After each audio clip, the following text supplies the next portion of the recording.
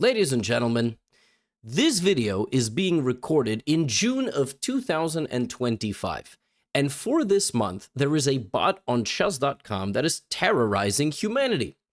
That bot is called SENSEI. Very few humans have been able to triumph against this bot, and it defeats 99.99999% of those who challenge it. So I did what any normal person would do in this situation. I put it up against STOCKFISH, the most powerful chess bot in the world. They played 2 games. The games were unbelievable. In this video, we'll see just how powerful chess computers are and how their games are on an alien level. With that, let's get into it. That was the shortest introduction we've had in quite some time. Normally, I tell you to sign up for something or buy something or check out Chessly, or seriously though, check out Chessly. No. First game, STOCKFISH had the white pieces, okay? And STOCKFISH started with the move d4.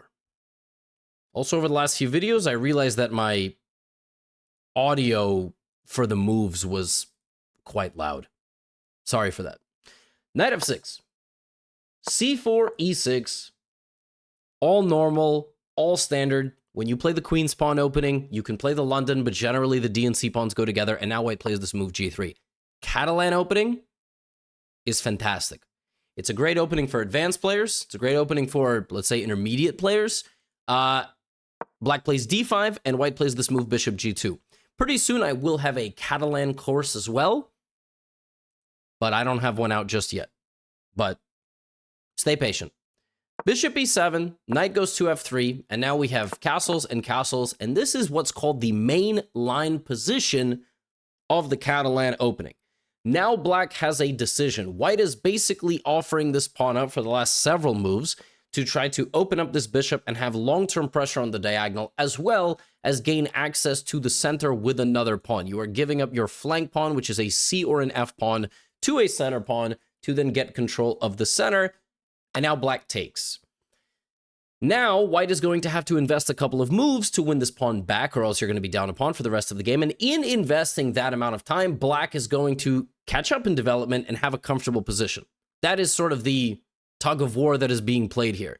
STOCKFISH plays queen c2, which is the most common move. Black plays a6. SENSEI responds with this move a6, because if you take on c4, black will now strike with the move b5, and then put this bishop, and then the bishops will attack each other on the diagonal, which is why the most common move here is a4, preventing the move b5, but black says, I am going to put my bishop on the diagonal anyway. So up until this point, both STOCKFISH and SENSEI are playing what is called theory. Theory is just like in math, there's theory. There's stuff that is agreed upon to be the best way to do something or the right way to do something. Now STOCKFISH plays bishop here. In the Catalan, the dark squared bishop for white oftentimes gets traded for the knight because there's no comfortable place to put it. And that is exactly what SENSEI makes STOCKFISH do. STOCKFISH takes, and centralizes its rook. Notice how every move STOCKFISH is making. Like, if you want to learn how to play chess from a 3,700 ELO entity, some of us might have a rating that's 3,500 lower than that. Notice how we're not making superfluous moves. We're not making multiple moves with the same piece, with some exceptions, right? We're going to the middle. We're developing every single piece. We're not blundering anything. Black now offers a queen trade. And folks, you don't have to wait long in this video for the chess to get extremely weird. Watch as STOCKFISH plays this position. I was blown away when I was putting these two against one another. So white says, no, thank you. I do not want a queen trade. Why? I think my queen has good long-term attacking potential. I think your queen is in the center and it's clumsy. It's going to help me develop my pieces and gain an initiative. SENSEI insists on a queen trade, and now the white queen goes to c3. White self-pins the queen and gets in the way of knight development because it thinks it's going to put its knight here and then push this pawn. So it baited black into playing this move, and now SENSEI plays the move a5. a5 is a fascinating concept. You basically stick this pawn here, so it's going to be a weakness. You also gain good control of the b4 square, which could be exploited via the knight or the bishop. But now STOCKFISH is handed an initiative on a silver platter. An initiative is a sequence of moves where you create threats against your opponent while also improving your position. White develops a knight, White develops a central pawn, and now perhaps the most mysterious move of the entire position, but a move that I am relatively familiar with because I have been following top-level trends, h4. See, h4 has become useful ever since the AlphaZero days, and I have a video about AlphaZero and Stockfish. A lot of people think AlphaZero is still the most powerful computer in the world, but it hasn't really had many improvements made to it since 2018. Maybe when Google DeepMind gets bored, they will come take over the chess world again. But it liked to use its h-pawns. They like to make same-side attacking moves like this, and especially in particular when there is a bishop on the other side. Not when there's really a knight, but when there's a bishop here, you have various, attacking ideas. Now, Sensei, queen e8, targeting this pawn, as we see from Stockfish, which is watching its own position. This is basically the meme, putting the medal on yourself. We target the pawn over there. Stockfish makes an improvement. Now, Sensei repositions the bishop to the b4 square that it secured. Stockfish jumps into the middle with its knight. Now, watch this sequence of moves. Well, as opposed to, like, not watching it, which you've been doing so far. No, you have been watching, is what I'm trying to say. So the knight goes to e5, right? The bishop takes control of the b4 square. The queen slides over. When I was looking at all of this, I was like, okay, the knight is going in the middle. The queen is going over here. White is trying to start an attack. White is going to go here and probably, h4, knight e5, queen e3. White is looking to create something over here. Watch. Sensei kicks out the knight. The knight repositions. This becomes a game where Stockfish constantly threatens an infiltration into Sensei's position.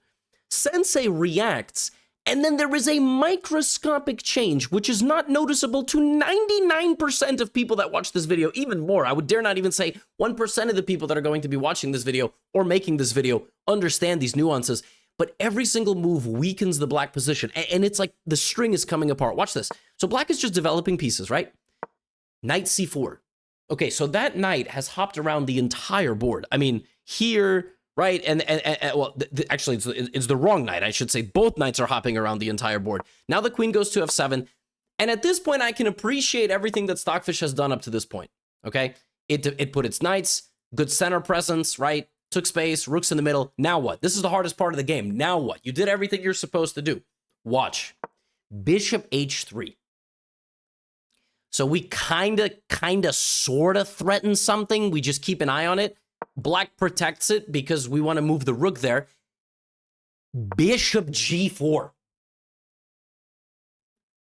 Bishop h3, bishop g4. What? Black brings the second rook to the middle. Knight f4. Okay, now we have a threat. I see. That was the idea all along. It was to play bishop h5. And now look at this. Stockfish made Sensei put all 4 pawns out like this. This is not really normal. The 4 pawns standing on the second rank, which is the home rank, normal. This is not really so normal. Going to be a lot harder to defend these pawns. Now, it makes it do this, backs up immediately. Unbelievable. Knight f4, inducing a move, goes back. It just goes back. Why? Because you can't move your pawn where it once was. By getting closer to me, I now weakened the crispiest pawn in the position. The tastiest pawn. And yet, the next move by Sensei is incredible. Knight b8. Just take the pawn. Can't do that. Can't really do that because you have your own weak pawns in the center. And if you lose the pawns in the center, you lose a lot of your advantage. So Stockfish is like, okay, I didn't want the pawn anyway. Bishop f... Look at these moves.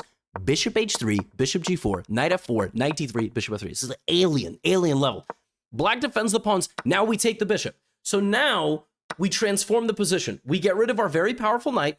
We damage the pawn structure. So what do we do immediately? We back the queen up and we go after this pawn. And it's not so easy to protect this pawn. You know, if black plays knight a6, the thing is that black's position has been so severely weakened and we have prepared things so methodically that at some point the black position will collapse. Knight e3, another preparatory move. We have knight here, knight here, knight here, right? f5. And thus, the second that Sensei tried to stand up for itself, it gets cracked down the middle. Boom! d5 right on the mouth. Now what do? We're scrambling. Pawn takes d5, pawn takes d5. The bishop is forced backwards. You look at this position. A lot of people look at this position, they go, wait a minute, that's a free pawn. And if I take that pawn, I get that pawn. And if I get these 2 pawns, I'm probably going to promote, and I get a rook on the 7th rank. Rook c7 loses it loses more than all of the advantage because of f4. The thing people don't understand when Stockfish plays a game of chess It looks so simple. But the second I make you play one of the moves, the position falls apart. I'm not even trying to insult you. I will preface before I'm insulting you. But no, like I'm just saying, it's unbelievable. The best move in this position is D6. D6, because you make your opponent take the pawn. And when they take the pawn, it blocks in their pieces, but more importantly, you get that pawn. It wasn't about the pawn on c7, it was about the pawn on b7. Now this pawn is a problem in every endgame. The white pawn is just going to be a problem. And when black goes for counterplay, guess what we do? A lot of people would be scared of the next move that Stockfish plays. It takes the pawn. It doesn't care. Because we already walled in the rook. So black is not going to get sufficient play. And even though this position looks very scary, there's a difference between very scary and actually scary. And the way you figure this out in chess is you just don't summarize positions with words. You don't say, that looks scary. You say, what is my opponent's concrete next move? What is the next move? And there is no next move. There is no check that works. And if you're afraid of this pawn, Rook c4 is not just a defensive move, it is a counter-attacking move. The queen goes back, white takes the pawn, and now you fast forward into the future. This is just going to lose black the game. The two pawns in the long run are going to lose black the game, and now Stockfish can sit back, relax, and let the game come to it. Bishop to e6, the rook attacks the queen goes here, the rook goes here. 5 out of 6 of black's pieces are on the last rank, the six ones are there, and now Stockfish knew that it was going to be featured in another Gotham YouTube video, so it sacrificed the rook. Look at that. Rook e6. This is what's called simplification. You are simplifying the position into a winning endgame. Rook to e8. We just push. That pawn is now 3 squares away from queening. Black's time is rapidly running out. Black rounds the king to the corner. We take the rook. We go here. Rook c1. I don't even know what the idea of rook c1 is. Might be queen check and then going here. We want to trade the queen. We want to trade the rook. We want to trade the knight. Black goes knight d7. Queen d4.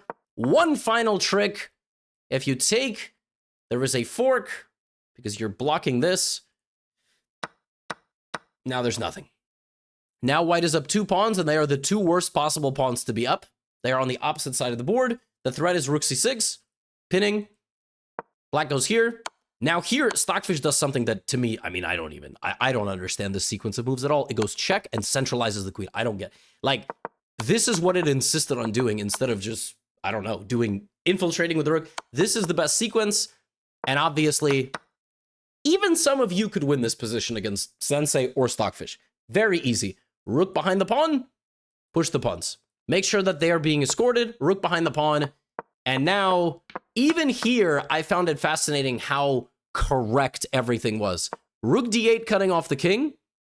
Notice here it said like mate in like 16, but then this is the fastest. Now you just promote, and even at the end of the game, Stockfish is ruthless. It has a sense of humor. It doesn't take the pawn. It puts the king behind the enemy pawn. And here we do what's called weaving a mating net. A lot of people here would give a check, reposition, try to ladder mate. Stockfish is so funny. It weaves, it just plays f3. You know why it does that? Because it wants black to suffocate completely. Rook d6. Look at this move.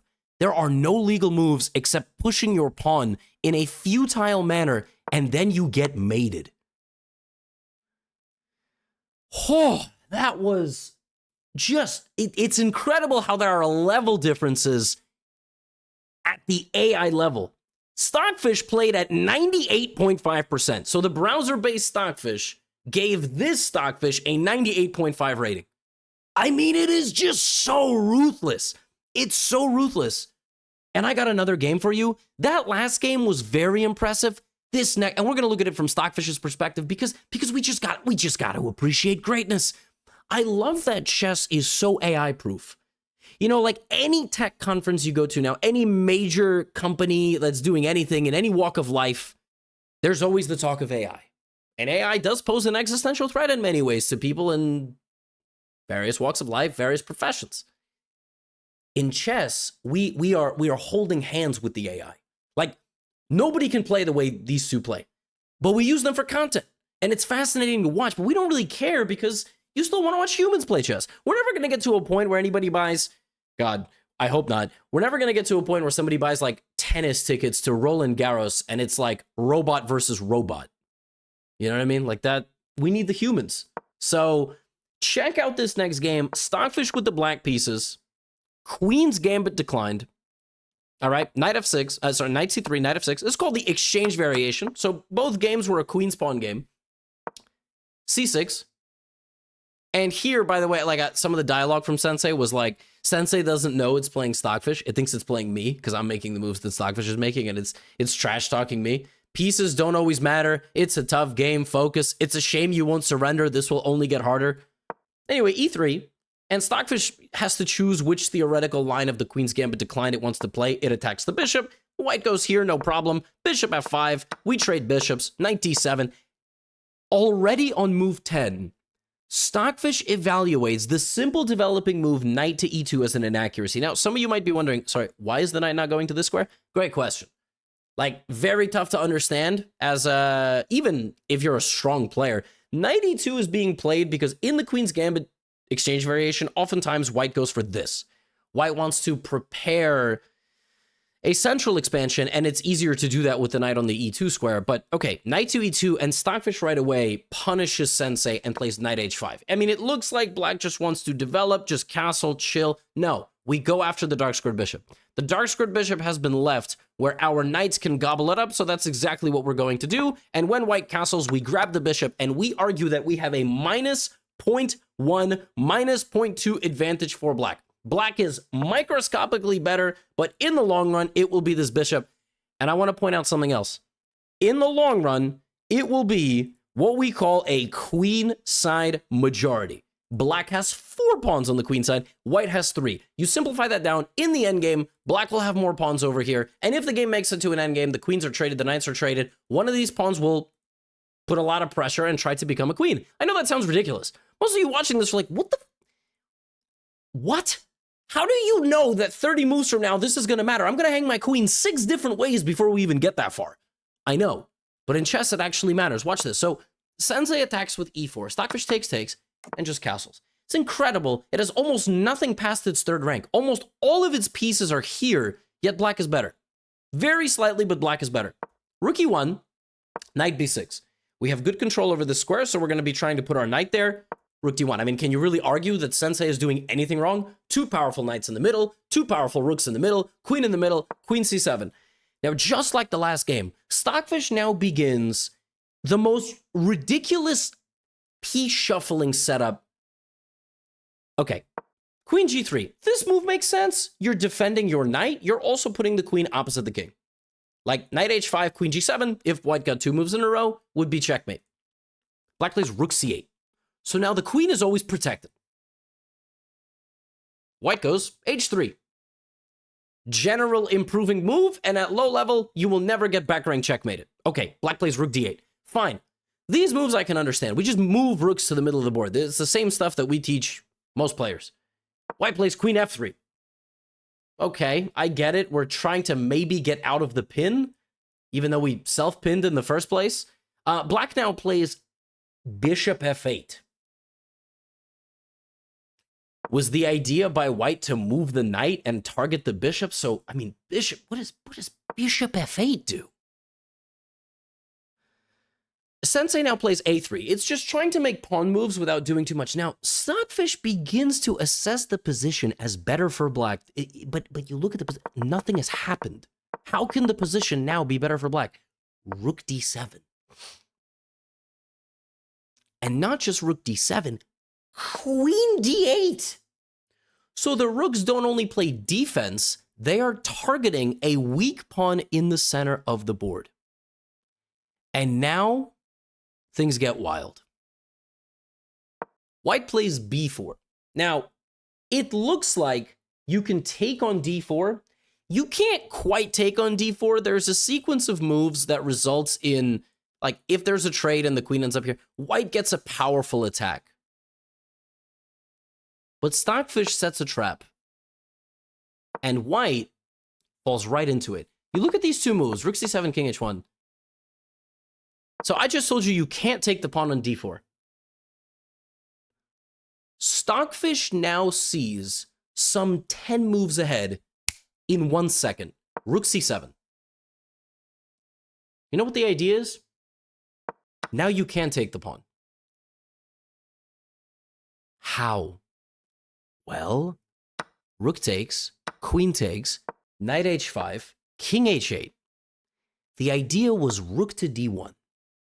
The idea was rook d1, and if the queen moves, you infiltrate on d8, and black is lost, because if black goes here, the knights swarm and the game is over. So Sensei baits black into taking. Stockfish not only sees that entire sequence, and here finds the incredible counterpunch, f5! You're hanging the queen in the middle of the board to take this, but it's even worse than that, because after we trade queens, the only move in the position is rook to d7. The rook is trapped. You force a trade. There is nothing to defend it. The rook can't escape. You force a trade. And do you remember, this is the 29th move of the game. Do you remember how I told you 20 moves ago about the queenside majority? Suddenly, you start realizing this deep in the endgame, Stockfish is going to win those pawns and queen them. What? F3, knight b6, knight f4. It doesn't care. And the king is closer to the center. The knight is targeting the pawns. The king is closer to the center, which is important in the endgame, and white will win the race. Black will win the race. What am I talking about? White will win the race. A4, watch this. King e7. Now, the conclusion of this game is so wicked. I mean, I thought, okay, we win I get it. Like, the knight is going to hunt the pawns. No. It's so much more crazy than that. King h2. Now, you have to be precise the way you do this. Knight b2. You have to be precise because white is going to sacrifice the pawns. White is going to let you take the pawns and generate their own counterplay. And if you are not careful, it will result in white having their own pawns that are coming down the board. Now, we take on g5. The white king has arrived. White wants to play here, here, and here. And if you spend any time walking this way, I jump in with my own knight, and I'm going to win some of your pawns. So now, Stockfish needs to act fast. It can play passively. It can play defensively. It acts fast. It plays c5. Sacrificing a pawn. There's only 5 left. 4, because the one on the left side of the board is going to collapse. So it gives up a pawn. Now, obviously, white cannot take with the knight. It can't take with the knight because we trade, my pawn promotes. So it takes like this. Now, okay, I look at this and I go, well, obviously, you want to move, you want to get this out of the... No, the king goes. Do you know why the king goes? Do you know why Stockfish plays c5 and then king d7? Because it calculated that if white takes on g5, king c6, king g6, knight c5, knight c5, king c5, king g7, a5, f4, a4, f5, a3, f6, a2, f7, a1, queen, check.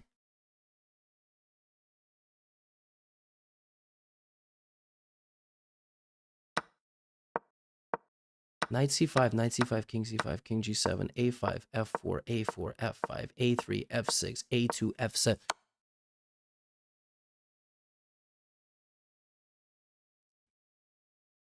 It calculated 20 moves ahead in 1 second. What's funny is that queen versus king and this pawn alone is a draw. But it's not alone. Now I would go here. And anywhere you move, you can't make a queen. You go here, I take with check. And the thing is, I'm just always going to stop your pawn. And then I have another one and I can just promote. Yeah, this is unbelievable. When I saw this, I couldn't believe what I was looking at. Takes, king d7, king g5, king c6. Obviously, this is what happens. But Sensei doesn't do that. It takes on g7. Now, you would think, well, Levy, you just told me I just take this. No, this is a draw. Can you believe it? This is a draw? Because the pawn is also promoting. King d5, king f6. This is a draw. a4, e6, a3, e2. Now I queen first. That doesn't quite work. So, king g7, a5. The white knight has to go back. Now b5, only move. White plays g4, b4. The knight goes back to a2. We go b3. The knight comes forward, a4. Knight goes back, king b5. Stockfish needed to calculate that these 2 pawns would win the race But it's not just about that. King b4, g5. Knight d7 back. Now the white king has to make a decision. If the white king goes this way, we go knight f8, we stop the pawn, and then we queen, so the king attacks the knight. We go knight e5, stopping the pawn. The king goes here. We stop defending the knight. The horse is now sacrificed with pawn to a3. And after knight a3, king e5, our pawn promotes several squares before the white pawn can go. And this is over. King f6, and now you're going to notice that this pawn never moves because the queen would just come immediately back to stop it. The black king comes this way. It doesn't matter. You could give white several more pawns, and it wouldn't matter. Queen e4, and just like in the previous game, we end things ruthlessly. We completely shove the king, and now the only way to delay checkmate is to promote to a knight, which we promptly capture. The king goes here, and now queen to g3. If the king moves, it's mate. If the pawn moves, it's mate. The king goes here, queen h2. And the prophecy has foretold the arrival of Stockfish. This was just on another... I mean, the first game was incredible from the perspective of shutting down the opponent's play, lashing out perfectly. This game was endgame beauty. I mean... Some of these moves, like pawn to c5, this move 38, and it saw to the future. It saw to the future of that entire sequence of moves. From 38 to 40, it saw 20 moves ahead. Ply. Like one move per person. Just insane. Just absolutely crazy. It saw this whole sequence, pawn sacrifice and all. Sensei has been defeated. Stockfish still reigns supreme. Hopefully you enjoyed this AI versus AI battle. I like doing these. I like looking at these games and seeing different opening ideas that I can use in my games. Also just seeing what it takes to be such a ruthless monster of a chess player. It's cool. I really enjoy it, you know? It's like driving through the safari, except the safari is a chessboard, and instead of seeing animals like giraffes, it's Stockfish versus Sensei. And on that very poetic note, if you want to get better at chess, check out Chessly, my educational platform. Users on average gain a couple of 100 points with active study in their first couple of months. Learn the Vienna, learn the Carl Khan, my favorite openings for intermediate players, or just, you know, go study a skills course, learn how to attack, defend, etc. That's all I have for you today. Get out of here.